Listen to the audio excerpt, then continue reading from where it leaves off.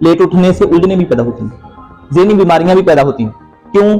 हर काम लेट होता जाएगा। जब काम लेट होते जाएंगे आप उलझते जाएंगे, ज़हनी तौर पर जो है ना टेंशन का शिकार होते जाएंगे, परेशानी का शिकार होते जाएंगे, सारा दिन ही नहूसत का शिकार हो जाएगी।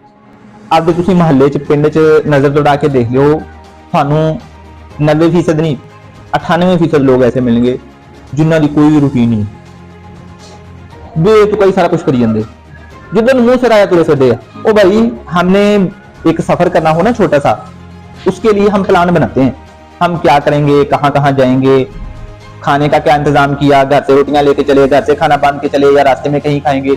हम उसका प्लान नहीं करते, प्लान बनाते हैं ना उसका। तो सबसे ज्यादा अहम जिंदगी का सफर है, इसका हम प्लान बनाते ही नहीं है।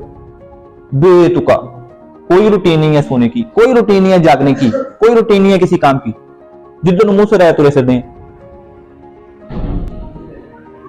इसकी भी रूटीन बनाई भाई, उठने बैठने की, जागने की, सोने की एक रूटीन बनाए। देखना, जब आप एक रूटीन बना के सब कुछ करेंगे, आपके सारे काम मुकम्मल होना शुरू हो जाएंगे, आपकी उलझने कम होनी शुरू हो जाएंगी, आपकी परेशानियां कम होनी शुरू हो जाएंगी। कायनात की सबसे अजीम हस्ती नबी पाक सल्लल्लाहु अलैहि वसल्लम। दुनिया तो आजकल के जो रिसर्चर हैं, आजकल के किताबें लिखने वाले हैं, वो तो आज हमें टाइम मैनेजमेंट के बारे में बता रहे हैं ना। नबी पाक सल्लल्लाहु अलैहि वसल्लम 1400 साल पहले, जब साइंस नाम की कोई चीज ही नहीं थी, इतना अच्छा टाइम मैनेज किया करते थे कि हर चीज को टाइम दे पाते थे। सोचो, घर, मस्जिद, शहर के मामलात, मक्का के मदीना के मामलात, सहाबा के मामलात, जंगों के मामलात, हुकूमती मामलात, कितने मामलात, हर चीज को, बीवियों को टाइम देना, बच्चों को टाइम देना, इमाम हसन इमाम हुसैन को टाइम देना, तो सारे काम एक बंदा एक ही दिन में सारे कर लेता होता था। कैसे?